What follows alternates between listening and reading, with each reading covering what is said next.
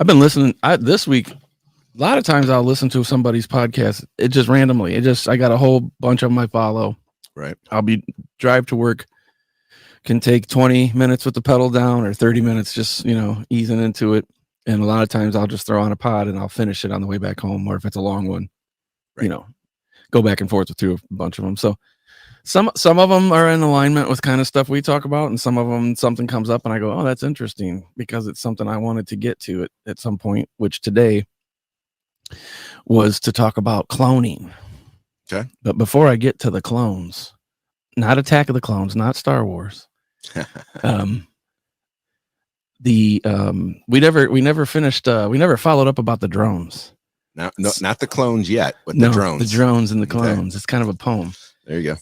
So I just wanted to touch on that because I did read up on that today. Yeah, I got some more info. The FAA said we knew what it was, and it was. They want to say now that it was hobbyists and other. I'm like, no, it wasn't hobbyists. Y'all were testing out your new heat thermal cameras and shit. Okay, so that's what I think. So now they admit that they knew what it was, but well, then they still won't right lie before about it. Right before the exchange of power or whatever they call it with the presidents, where they meet, and I'm assuming they hand off the nuclear football codes, whatever it is. I'm sure there's something that goes on behind closed doors with the, you can hate the guy's guts, but you have to do it. You know what I mean? Sure. Give him a blood sample or something. Here's the alien DNA or whatever it is. Right before Biden left, he said nothing nefarious is going on. And then when Trump got in, he said nothing bad's going on. We know what it is. Uh-huh. Kind of left it at that. So then the FAA puts out a little statement and says, well, it was just like hobbyists and other people. And some of them, we were tracking some their flights and we knew about it. I'm thinking, nah. Right. No. Right. Not all of them. Not all of them. That's too easy to just brush it under the rug like that. And it had to be ours or our government, or at least they knew what it was to know It wasn't a threat. If not, that's a huge breach of security for our military to allow those into our airspace. So they must have known it wasn't a threat, but I don't believe all of them. I have this thing where I'm freezing, so I look like a freaking Eskimo. Yeah. I have this thing where I doubt everything. I'm like the doubter. Sure. And I was going over the kind of off the deep end recently, saying, even the weather balloons that they were saying were Chinese were ours. I was like, they're just going to let you believe what you want. Yeah. They're testing their own equipment. It makes sense to me. I'll blow it up. I'll put it up above my shit. I'll test it. I'll get my results and move on. The more muddy you can make the waters, the better. That's the way I think. I'm going to say it's a very high average of occurrences. Yeah. Falls under that, exactly what you just smoke said. screen. Yep. Don't pay attention to what's really going on over here. You guys just fight among yourselves, and we'll keep doing what we're doing behind closed doors. Super awesome science podcast. John that sat in with us recently. Uh-huh. I was supposed to sit in on his yesterday and I missed it because of work. I got in late, but I listened to it and they were talking about like the first Roswell incident and things like that. And I still think the same thing over there too. I think that they just let the press, somebody in the press made up something and they said, hey, let them run with it. We don't want the enemy to know what we're working on. It makes perfect sense to me. And it doesn't even shock me. I'm like glad, like, yeah, don't let them know what we're doing. Yeah. Yeah. I mean, obviously there's national security issues. Totally understandable, but everything can't fall under that. You can't just use that as a blanket statement not to tell the public. Because then I got really philosophically deep with myself today, I was thinking about a passage in the Bible that kind of has the I guess I'll say King James version anyway, or the what most Christian Americans, Western Christianity knows is the Bible. Sure. You got Revelation at the end. It talks about the returning of Christ and the great war between good and evil, right? Right. And it was hitting me like everything's metaphor. Everything's so heavy on metaphor. Everything's like more or less meant to be like a guidepost. Like I don't like when people twist the words to mean something for them. I don't also like it when you take it so literal that you don't bend a little. I think you take it for what it is and you look at it as sort of a guidebook. It's sort of a, here's how we behave. Jesus said, turn the other cheek and love your brother as yourself. Okay, simple stuff. Right. Golden rule, right? Yeah. Pretty much like, I think anybody can be down with that, even if you're not a religious person. It's like, okay, yeah, it's rules for the road, right? So not a bad way I'm not to trying to downplay the significance of the Bible at all. I'm just trying to I'll get to my point, trust me. But there's some really awesome imagery that's written. This was supposedly the dream that John had, and he wrote all of this. And I'm thinking, then it hit me like, well, Stephen King writes his dreams too, and it's some wild shit. And he talked about the 7-headed dragon, right? Then it got me thinking, when we talked about the pyramid being a fuel cell, and I kept talking about propulsion, and there was like a sort of a space station on the moon, and then another one over on Mars, and then another, and then another, and another. What if the heads represented a map almost, and they were the planets, and the body was the pyramid? And it grew from there, and it was this network, but it was as big as it could go. And I keep going back to this, I know, but it's just like I'm thinking about it all the freaking time now because we've been talking about this. And we talked about like society, or not society, I don't think that's a good word. Civilization got to a certain level of technological advancement, intelligence. Then there was an event that wiped it out. I feel like a lot of people can agree that something like that took place. And I feel like right now we're in this sort of scientific renaissance where we were talking about the CERN doing the collider, yep, and all that kind of stuff. And they're burning that sun inside that box and all this craziness. It's like we're doing it again in a different way because we lost the maps. We lost the guidebooks. So we're rewriting them. But the guys before, let's say the younger Dryas, like they got to that point, and then that's when things went south and fucked it all up, right? Right. And it's like, I don't mean to like whittle it down to like these most basic things, but I think about the moon dust, craters, a volcano, dust, kind of makes sense to me.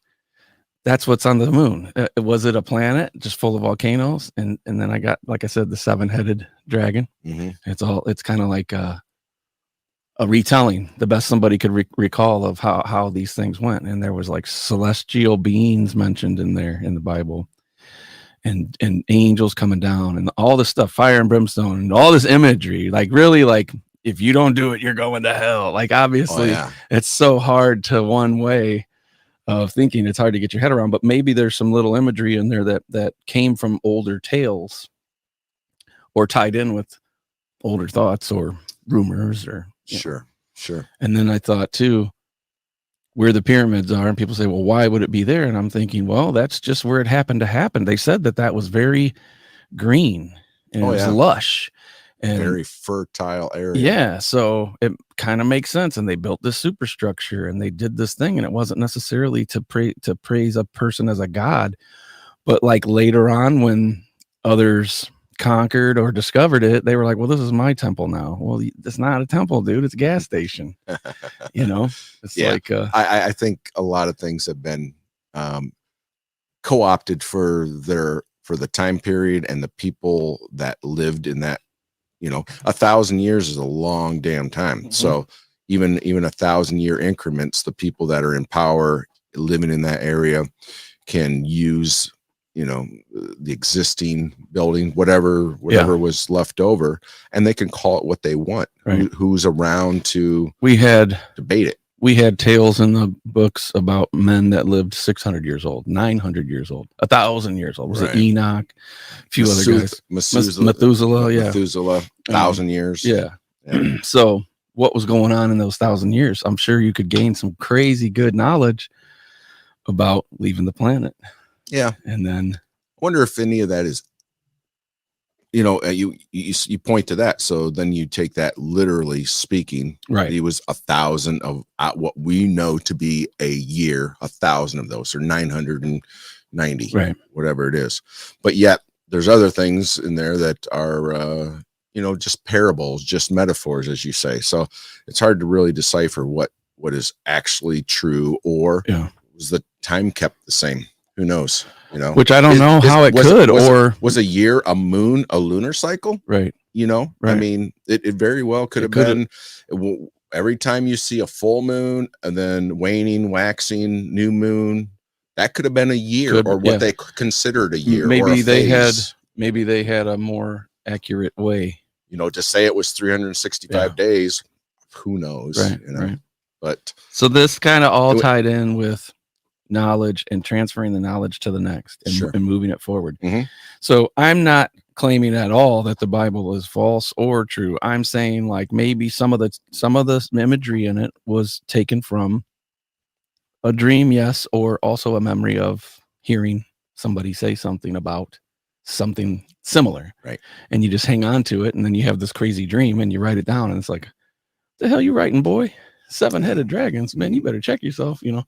So that got me into the thing when I heard today somebody discussing cloning, because cloning we know happens. It's not a shocker that they've cloned animals, which Dolly the sheep was a big one. I guess if you want to clone some meat, get some good steaks, the best quality meat or whatever, survival, body parts for surgeries to help people. I guess there could be some advances in medical science or medical methodology. I don't know the word I'm looking for. Rather than using a pig heart or a pig intestine, you could just grow one up, you know, here, we're going to grow you another one. Come back in a couple months. We'll have your heart ready for you. The question came then, okay, if you could do that, what about the guy who obviously wants to clone himself because he wants to, quote, like, live forever. So he wants to have, you know, continued versions, 500 versions of himself in cryogenic freezing or whatever. And how would he pass on the knowledge? How would he teach himself? How would he pass on his emotions, his thoughts, what, like, the makeup of him? Because I don't know if that's in your DNA. But I was reading that they've been playing around with implants, and they've been able to transfer slight memory function from one animal to another that's cloned. At some point, obviously, they'll increase that, and then was it Google that came out with the new chip that could see into the fourth dimension or whatever, the all parallel universe, quantum computing. So maybe they'll put one of those in the clone's head and he'll pick it all up. So I do think that there are memories of sorts in cells, in certain things.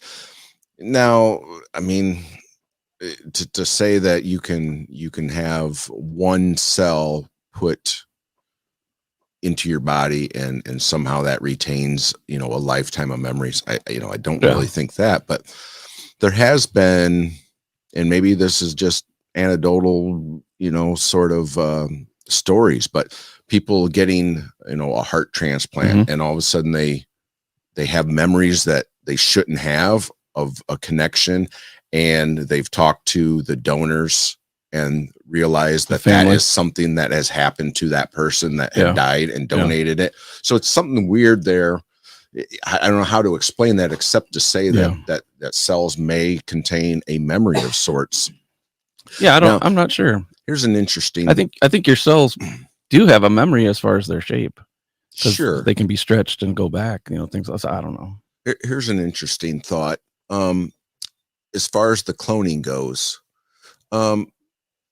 so let's say you do make a kidney, right? You just clone the kidney cells and you grow one in a lab. I don't think there's many people would argue. I could be wrong. Don't want to speak for everyone. That would be a good idea. You know, you could do that. Okay. Where do you stop though? You can grow a heart, right? Great. Can you grow a brain? And would the brain function as a brain? I mean, is your consciousness in your brain? I think that's the only thing that has not been attempted to be transplanted, because it wouldn't, if it's a memory bank, we're just looking at it as pure data storage, it's not going to hold the same unless there's a way to transfer it over. So if you clone a whole human, and they have to start over and gain their own experiences. Does your body transfer that over? Your cells? I don't think so. Yeah. Do you have the same consciousness? Are you the same person, even though your body looks the same? Right. Take identical twins, right? If they share the same DNA, it was the same cell, same egg that was split. They're identical, but they're not the same person. Right. They don't have the exact same thoughts or desires. So, interesting question.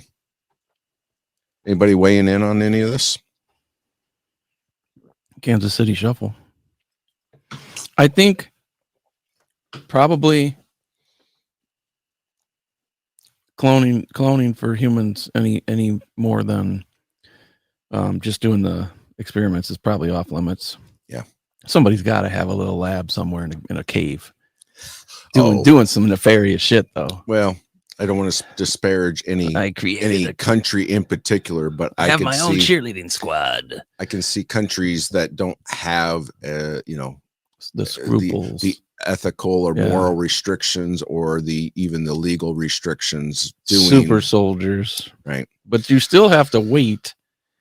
You can't accelerate the growth that much. I mean, steroids, whatever. It's a year, like you said, a year's a year. You gotta be 5 years old, 7 years old, 10 years old. Yeah, and I think a common misconception of, you clone yourself.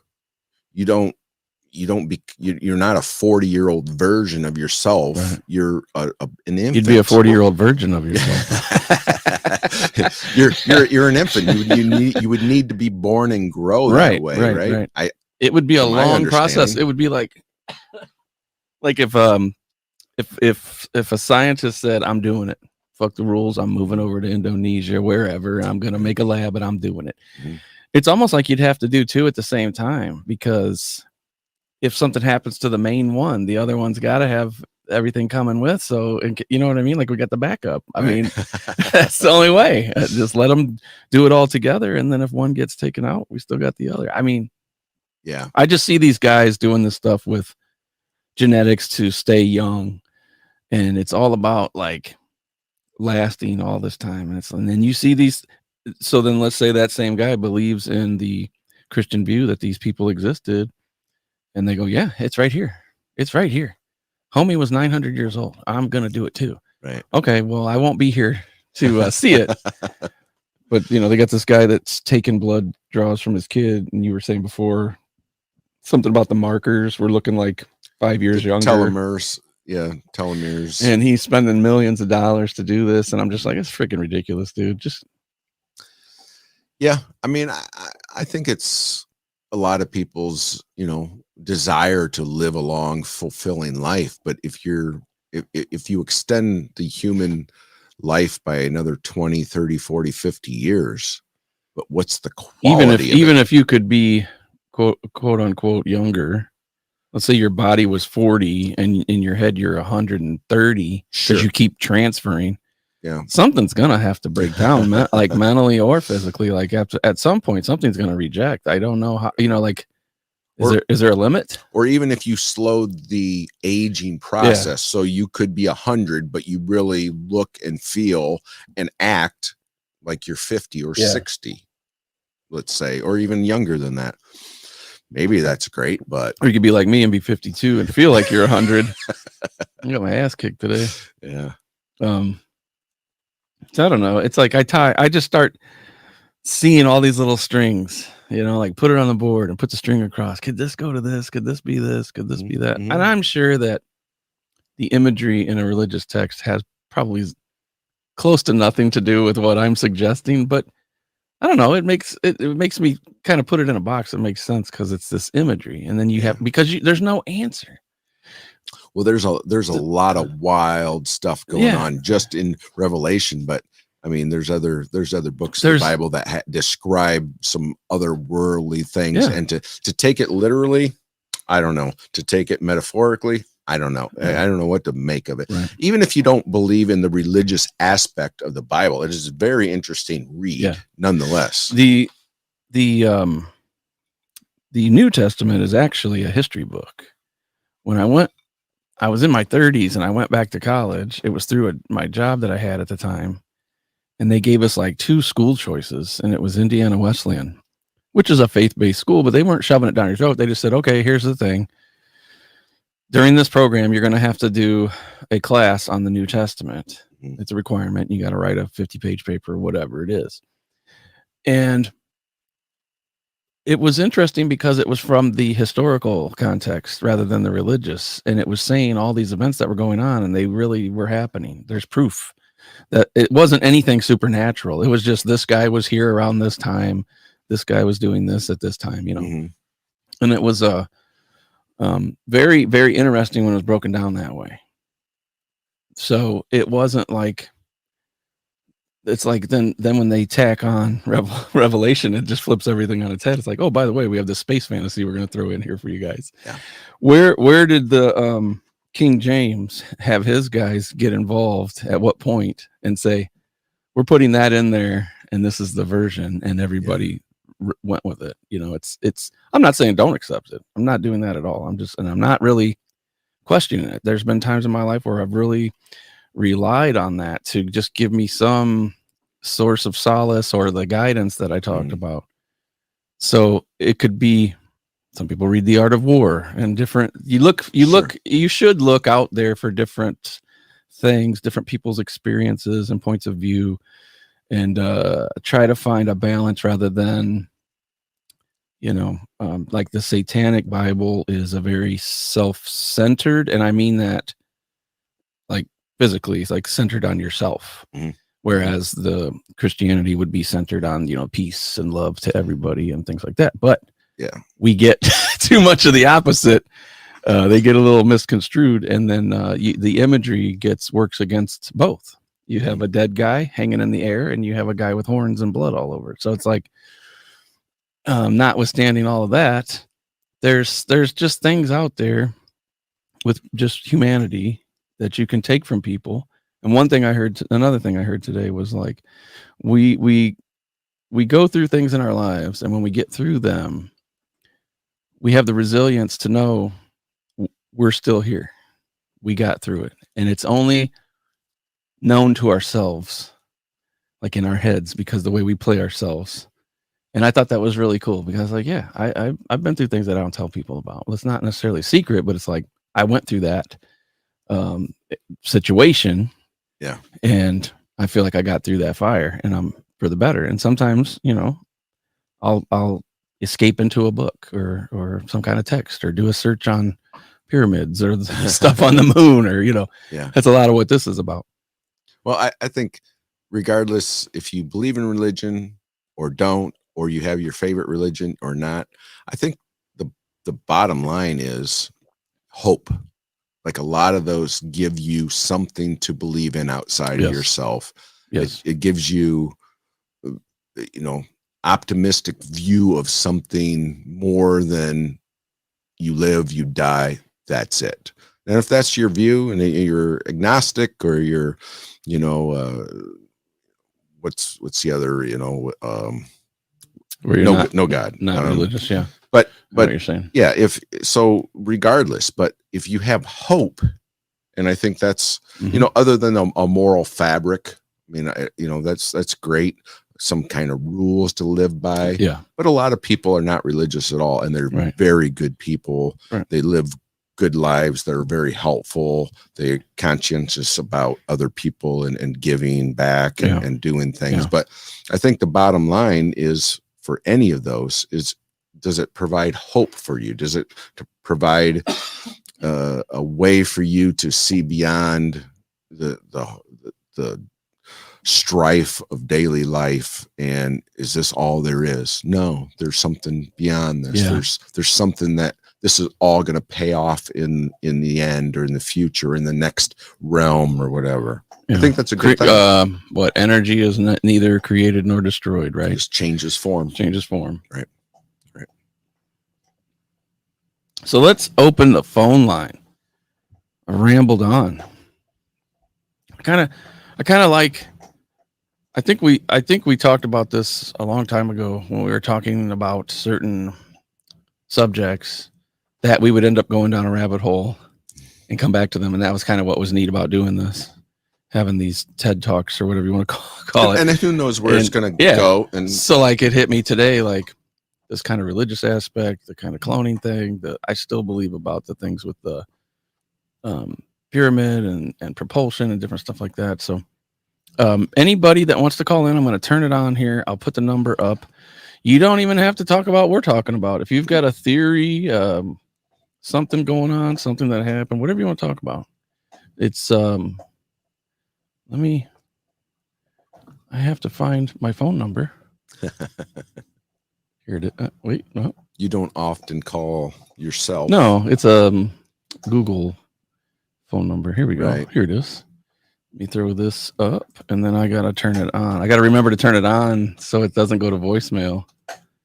219-809-2489. If anybody wants to call in, let me throw that up there. Yeah, we'd like to hear what you have to say.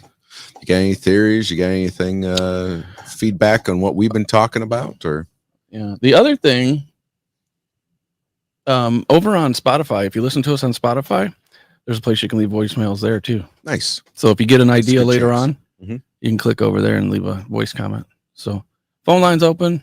Not expecting anything. If you want to call. If not, it's all good. Let's just shout out who's in the chat there. Yeah, let's see who we got. Let me back her up. Yeah.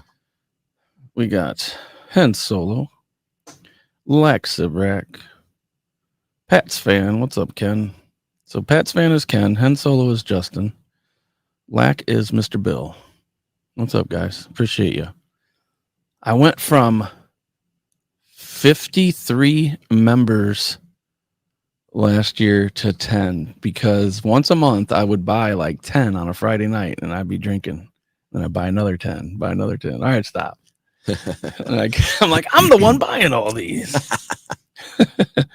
But I did one yesterday during a game stream and Lack happened to win. So he's a good buddy. So excellent. Excuse me. I got to drink this coffee though. Cheers. I really wish that there was a way to sort of catalog certain geniuses' brains or things of the way they thought and the way they thought things through, like Einstein, Tesla, different guys like that. Mm-hmm. You okay? Right. Special guest. That would be great. Yeah. And if you could compound that knowledge somehow, you know. See, that's what I think that I feel. I hate to keep saying that all the time. I think that we're better at that nowadays. Mm-hmm. Cataloging things. Yep.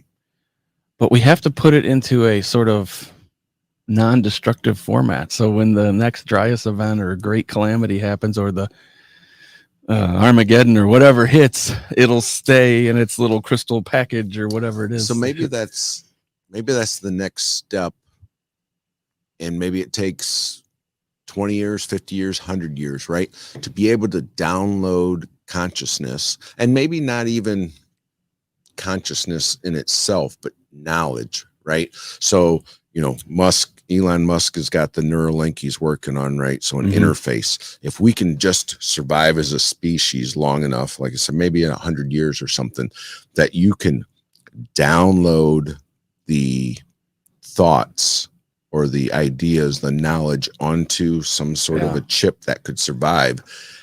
But then whoever's left after the next disaster, whatever it is, you know, nuclear war, comet impact or asteroid impact, right?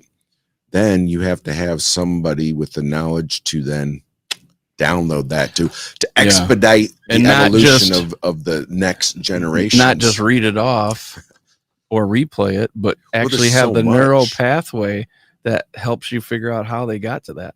It's so much knowledge, though, to have it written down and preserved that way would be, I don't know if you could do that as well. It's like the next frontier. The mind, I really think the mind is the next frontier. So, but even if you found that, like you found a chip with a trillion whatever terabytes of knowledge, if you're coming along after a disaster, 100 years, 200, 500, 1,000 years after a disaster, are you in a place that you even know what to do with that thing or what it is? Right. You know? That's why I think it's got to be something more with consciousness and the power of the hive mind, where It'll take a Neuralink type thing to get you to unlock it, but once you unlock it, you won't need that because nature will be able to sync it up. What do you think about that hive mind mentality? They've done studies, and I don't know one way or another whether it's true or the facts have been skewed, but they say that when you get to a certain number of a species knowing how to do something, it becomes much more available that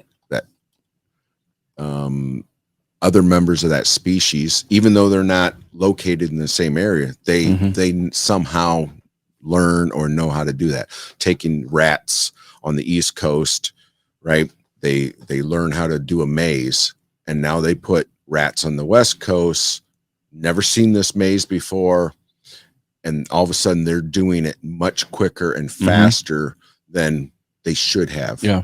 Right. Is one example of the hive mind. Or you have primates that learn a skill, and once enough of them learn that skill of using tools, you'll find other ones in a different part of the world all of a sudden starting to do that at a rapid rate. AI says, while there are no direct studies proving a full hive mind in humans, like seen in insect colonies, research in psychology, neuroscience, and social science explores how human behavior can exhibit hive mind characteristics. I definitely think so. And it would say here, like, brain function parallels. I think that's kind of what you're saying. Like, you do something, I show up, they take a blindfold off, say, can you do this now? Social influence. Studies have shown how individuals readily conform to group norms and opinions. Yeah, people could fall under suggestion. I think suggestion is a very powerful weapon against people sometimes thinking for themselves. Social media and information spread. Yeah, you got to be careful with that.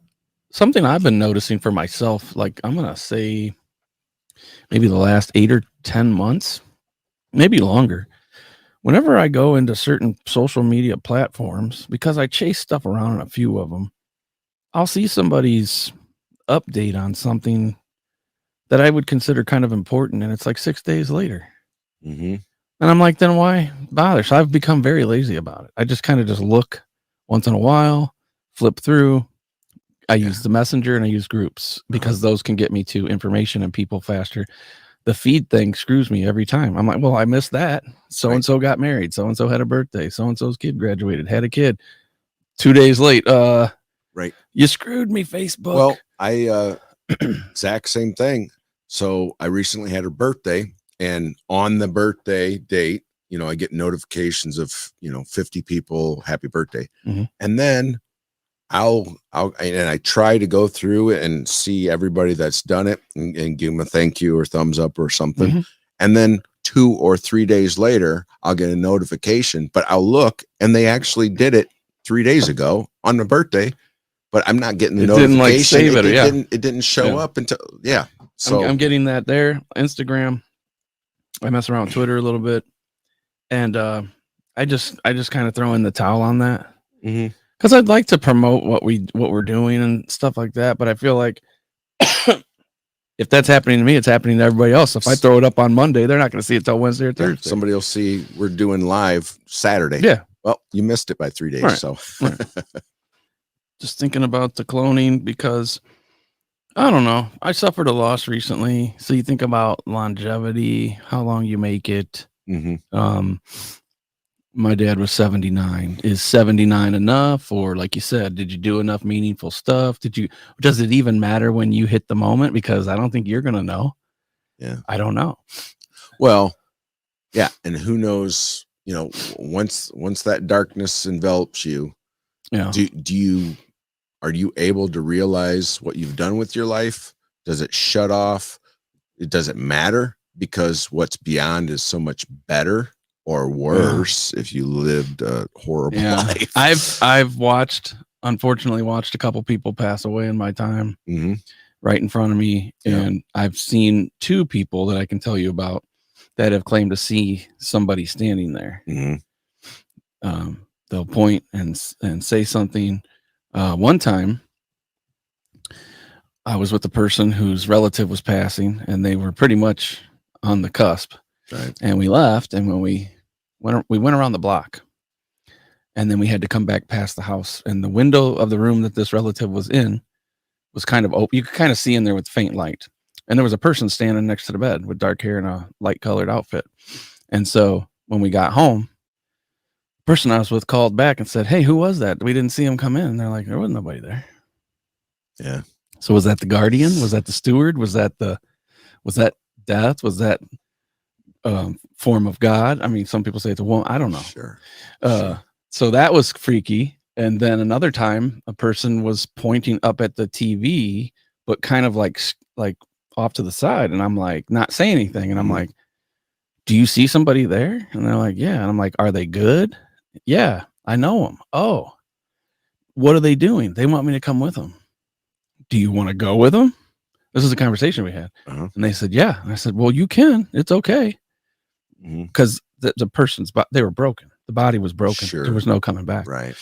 I said, "You can go. It's okay. You don't have to hang out just because, you're." It's funny that people tell somebody that and they seem to pass right after. It's almost weird that they can hang on, or maybe it's just that you're just anticipating it. And that's when that sort of mental thing, maybe there's something we have. There's an innate natural sense that we have at that moment that just knows. Right. So then we were just prompted to blurt something out. Yeah. And you're trying to be kind. Right. So you just say, you can move on if you want, it's for you to decide, and then very shortly thereafter they do. So I'll tell you this story. My mom passed about 6 months ago now. And so she had dementia, Alzheimer's, cognitive impairment, right? Whatever you want to say. She was definitely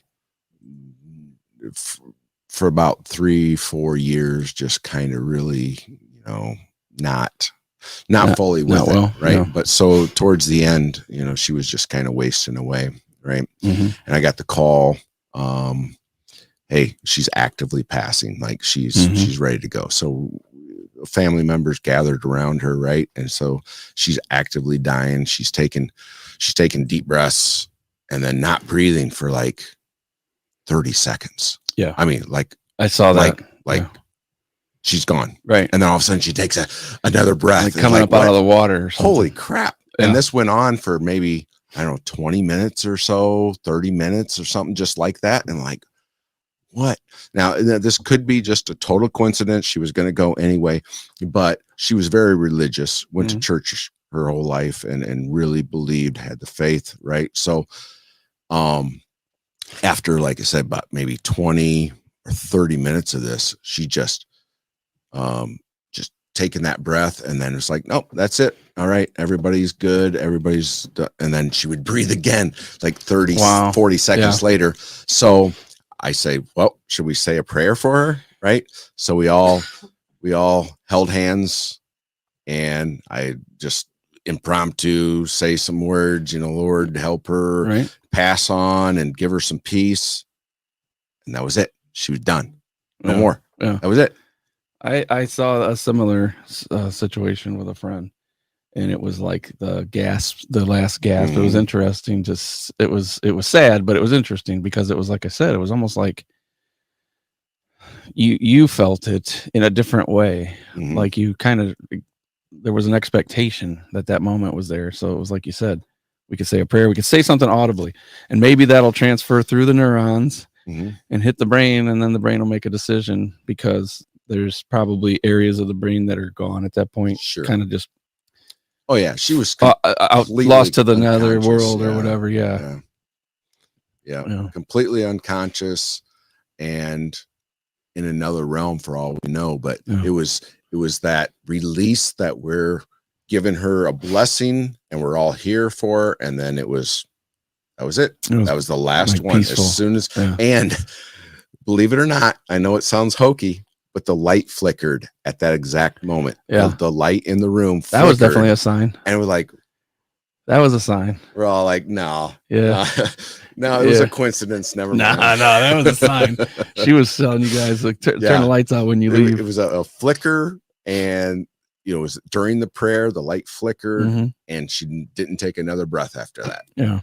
I don't know what to say about that coincidence, but Some some believe in an afterlife, some believe in reincarnation, some believe that there's just darkness, you just go to sleep. Well, don't wake back up. She certainly thought she was going to heaven. She would be with Jesus. Yeah, she was and that's very the thing, like religious in the Christian faith. So when you're coming up to the moment, I mean, I'm sure if you have some ability to make like cognizant thoughts, probably a lot of things will be crossing your mind in almost a panic, or you're very at peace and you just say, sure, I gotta go. If you've never embraced religion and never had the reassurance that provides you, and you're able to meet the end with some sort of realization, a lot of people are looking for some sort of security, like, can I be forgiven right now? Right. Is it too late? Right. They want that purgatory. Just in case I cross over and there's a choice that should have been made. It. Yeah, I missed it. Oops. Okay, I'm looking down the list here. You're going to the basement. What? Yeah. What'd you say? Right. Yeah. Who else is going with Jeff on the bus? Yeah. Straight down south. Justin from Utini Design says, I'm going to be a force ghost. There you go. Cool. I've had I don't remember if I said it on here. I might have said it somewhere else. My I had a couple of things with my mom after she passed that I felt were maybe just memories, or like sort of like, I don't mean to compare. I don't know how else to compare this. A dog will know when the kid's coming home from school and will wait. I feel like it's like a thing like that, where it's just kind of ingrained in you, and you just kind of know at this time of the day this person's going to yell for you or call you in or something like that. I hate to compare it with a dog, but it's like, I don't know how else to put it. Sure. But I can remember thinking that she called me to come home one time, and I was like, wait, what? What the hell was that? And then she worked at a place that made, I can't remember what it's called. They made stuff for businesses like cups, hats, pens, writing pads, stuff on it. They'd put your name on a pencil, it was like products like that. And they had these cups. It wasn't Stelrima, was it? No. And they had these plastic cups that looked like coffee cups, but it had that clear plastic around it. So inside was like a paper insert.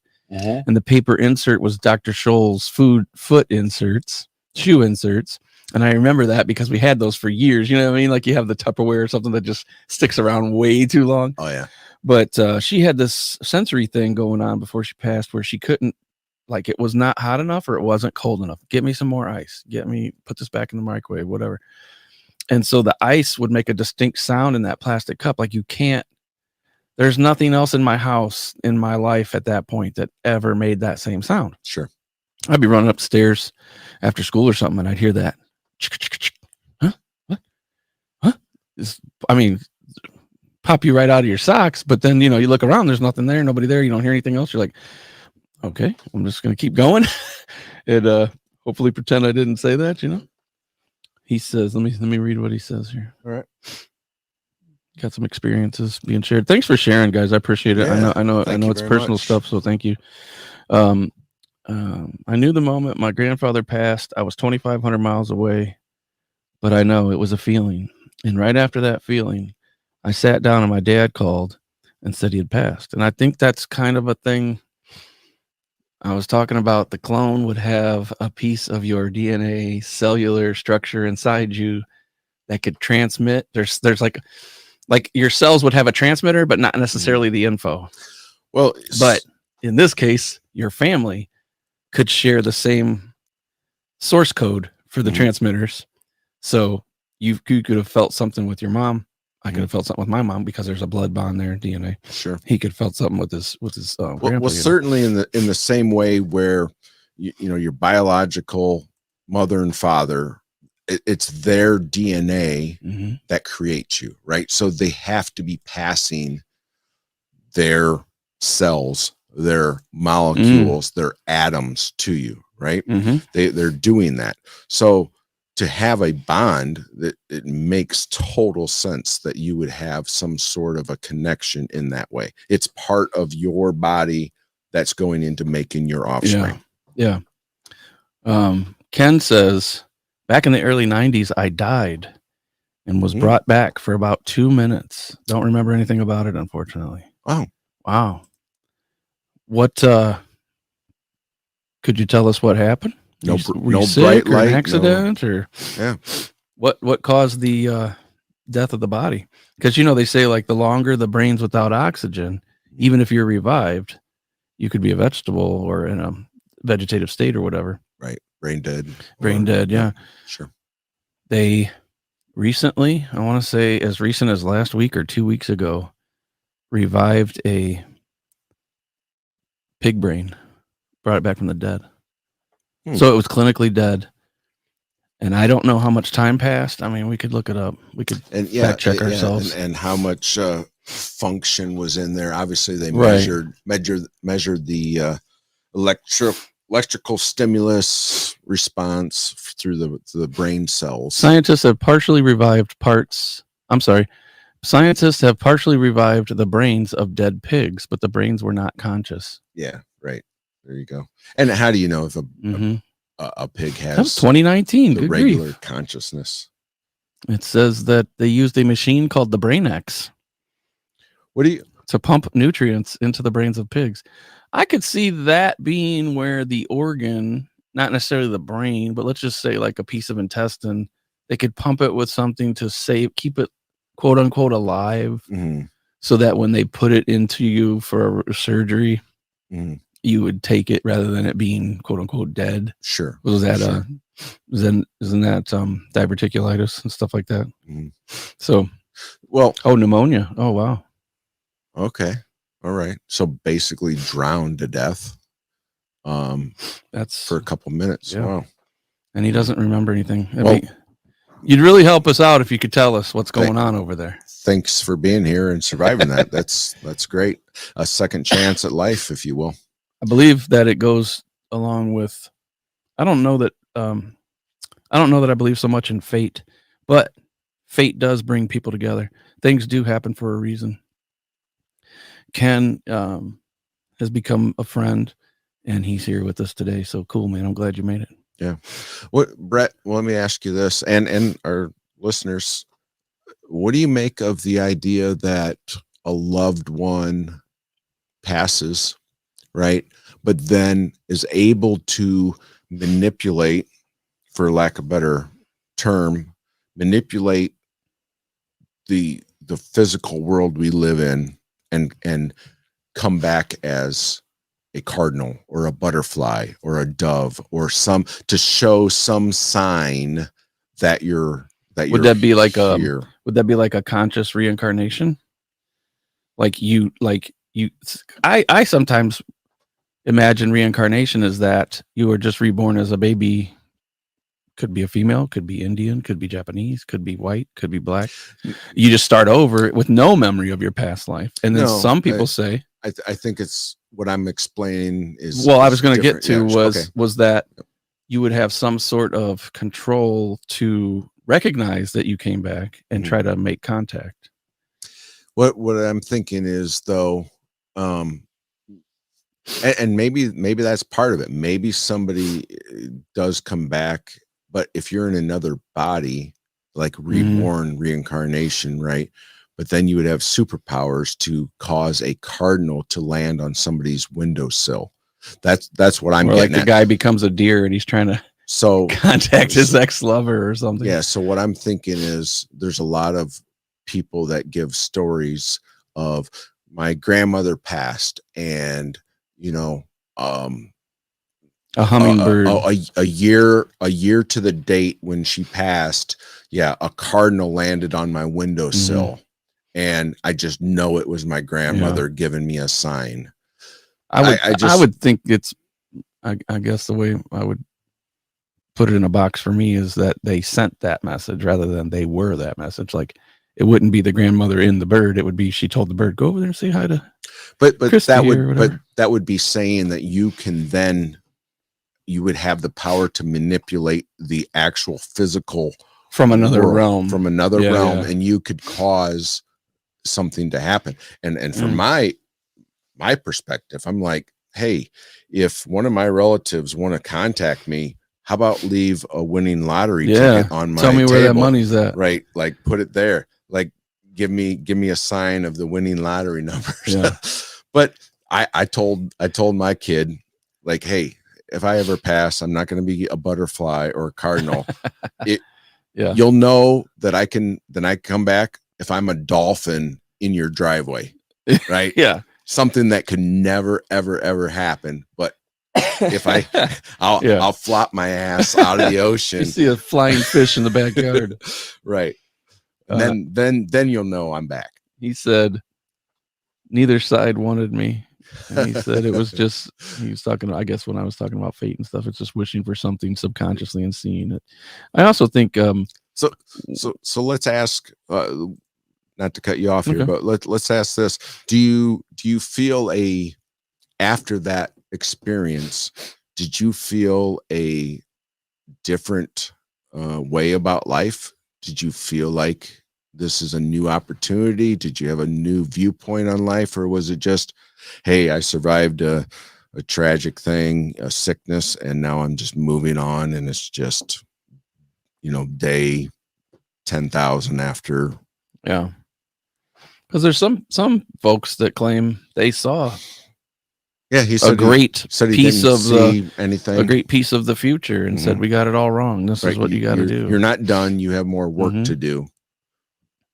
Did you feel that way, or was it just, hey, I survived an accident or a tragic illness, and now I'm here to keep trudging on? He said, so he absolutely felt more humble. Yeah. It's more appreciation, I would say, for sure, right? That's good. That's great. Yeah. Good way to be. And treasure every sunrise, every sunset, every moment. Because now you don't know when that's going to happen again. But, also, he had no memory of it. And they just wake him up and say, he died. Well, crap. Right. Holy crap. Right. I wasn't ready. I guess to get some stuff in order here, Yep. Yep. It's some people would think of like their family, their kids, like you're talking about your son and things like that. And then, it's everybody's journey. We all going to end up the same way. Right. The same thing is coming for all of us. And it's tough to not dwell on it. And you just have to not dwell on it. You just have to not dwell on it. You have to move on, move forward. And I think when you want to do something in life, you want to be something, you want to get somewhere better than where you are today, you have to sort of kind of, maybe you're in a quiet room talking by yourself, talking to the universe. I want to be a professional basketball player. I'm just throwing it out there.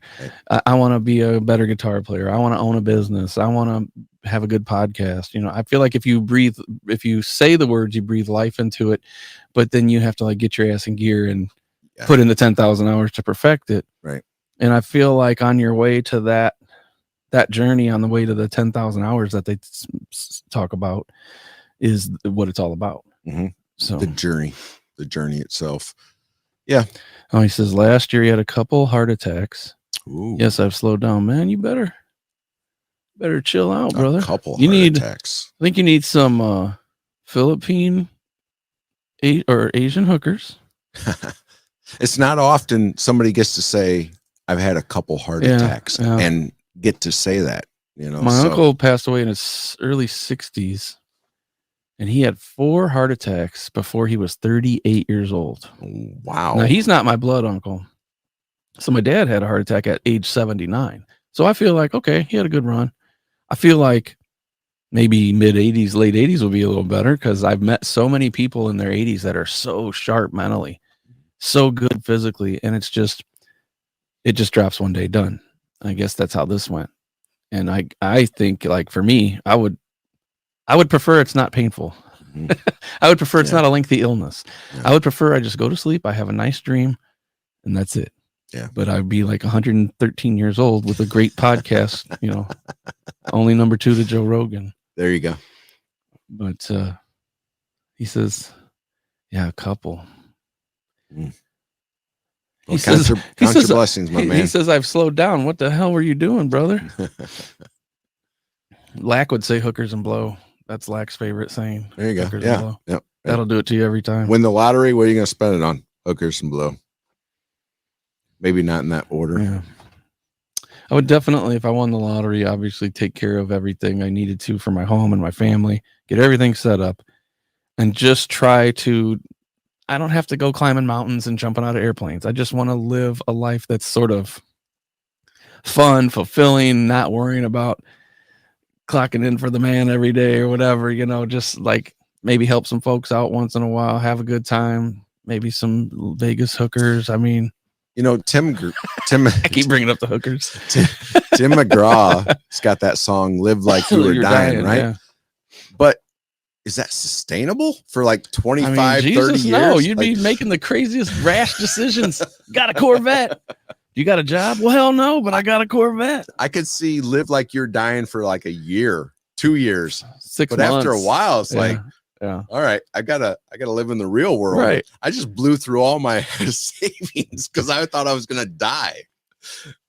You're I got still 20 here. more years. You're still here, but I got 17 Porsches.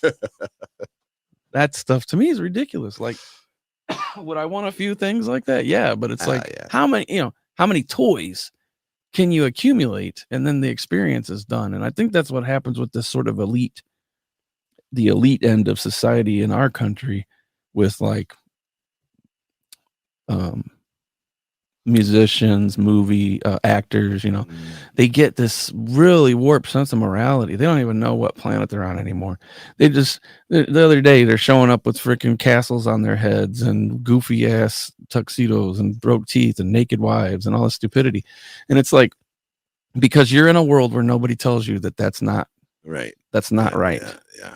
And that you're allowed to keep doing it because nobody's going to tell you no. And you need to have your little hand slapped and calm the fuck down and enjoy yourself. And it's like, if that's all that's left for you, then go off into the sunset with your $1 billion bank account and enjoy yourself, because this is dumb. Yeah. It has nothing to do with the everyday average Joe. Well, we also live in a world where it's clickbait. Yeah. Be the most outrageous you can be because you have to stand out or do something different, good or bad. It's there. 70 to 80 hours a week doing traffic control. Reblowing the whistle, doing a little dance with the gloves, doing all that. Or where you're flipping the sign. Slow, stop. Slow, stop. That's right. I think we're building a great community here.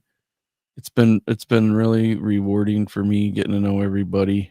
Yeah. And bringing you guys into this. And I'm a new guy here. Introducing you to Jeff and having the Fight the Fear podcast be a part of all of it. And we're going to do some cool stuff. I still haven't done my, I owe my members from last year a movie watch party on Discord. And one of the guys said, okay, give me some movies to watch.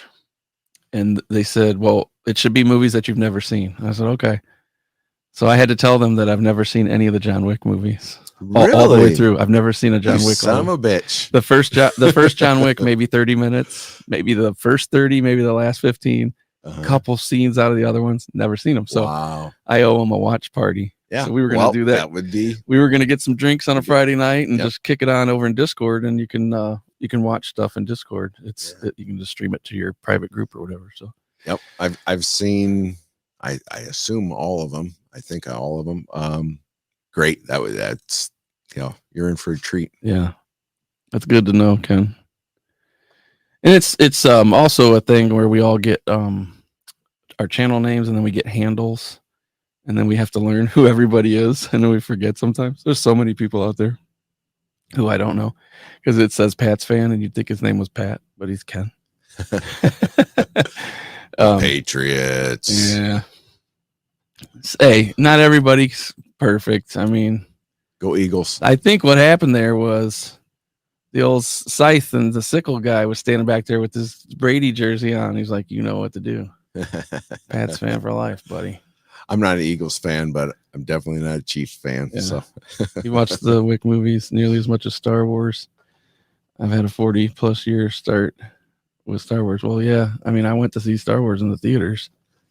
First one I saw in 77 towards the end of the summer. Didn't remember it. Then 78 when it did the 1 year birthday, my brother took me to see it like 5 times. Wow. Then Empire Strikes Back I saw with my dad and my brother, and then my parents were split up. So Return of the Jedi, I went with my dad, and he fell asleep. They get to the middle of the movie, or I think it's at the beginning when Luke lands and he's talking with Yoda in the swamp. I look over, my dad's snoring, and I'm thinking, how can you snore? We got to find out what happened to Han Solo, for Christ's sake. I was like, 10 or whatever I was. Oh, yeah. That's funny.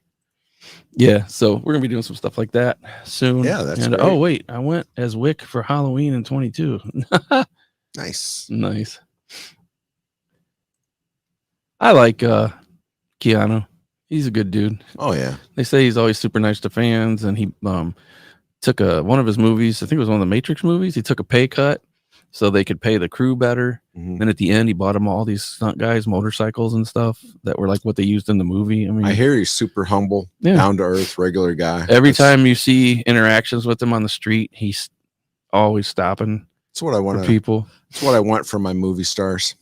Yeah, for sure. Because like I said, they get into this, they talk about the Illuminati, and I think the Illuminati is where these people are so deranged from their world of money. They have no concept of normality anymore. Yeah, they lost touch. They've lost touch completely. So somebody says, hey, I tell you what you got to do. You got to go over there and you got to stick your tongue in that guy's butthole, and then we'll give you that contract. And then they go do it. I mean, that's the crazy shit that Harvey Weinstein and those guys were doing. Insane shit. Diddy parties, if you want to get a record deal. Yeah. Men, women, whatever. Right. They just get so warped. I think that I'll just say it. We're on a private stream. This will be on the podcast. I don't give a shit. I'll put it out there right now.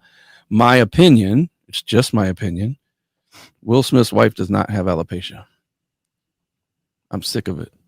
She does not have alopecia. I know people that have alopecia, and it's a slap in the face to people that have alopecia. That woman has the smoothest skin. She has hair. She has eyebrows. She has a mustache on Sunday mornings. She does not have alopecia. What she has is a doctor from that upper echelon that convinces you that a little rash or something is that. Yeah. And then you run on this platform of, oh my God, I've got this big illness. Well, it's poor me. Something nice to hide behind. And it's an excuse for your failures. Her husband slapping people on stage. It's like, well, it gives you the right in one of the biggest events of the year for the industry to walk up and slap the shit out of a guy that you've known for 35 years. Yeah. What the hell does that? It's stupid. You're just frustrated because of a joke. Yeah. Dumb. And then your kids are out. It's stupid, man. It's stupid. The castle on the head, the crazy teeth. Wow. Yeah. I'm mad. Let's look at this. What's he say? Fallout Season 2 is coming soon. I thought for a video game show, I'll just comment on that. Very well done. Excellent. There was a few scenes that they probably could have done without, but so what? It was a great show. For Fallout? Fallout, yeah. Damn, sorry. Choking on my own existence here. Cheers. Miller Lite, not from always having her hair tight. She went bald back there. I don't know, dude. I don't buy it. Yeah. It's supposed to be in 2025. Yeah. I don't know. I saw the short just before you got here. I was flipping through shorts, and it was Rogan talking when somebody said, "Are you going to have Will Smith on?" And he said, "Hell no, fuck that guy," because he's a comedian, and you can't do that to your fellow comedians. I rewatched Fallout Season 1 the last 2 nights. Yeah, there's a great show. I'll just say this before we end. There's a great show on Hulu, which is now accessed through Disney Plus, is the way I'm getting to it. It's called Paradise, and it's reminiscent of Lost a little bit. I don't want to spoil it. It's only 4 episodes in. It's got James Marsden from Westworld, and what's the guy's name? Cabe. Oh shit, I forgot his name. He was in This Is Us. Yeah. Anyway. They're supposed to protect the president, who's James Marsden, and something goes down. And then there's a calamitous event in the world. And it's interesting. It's very interesting.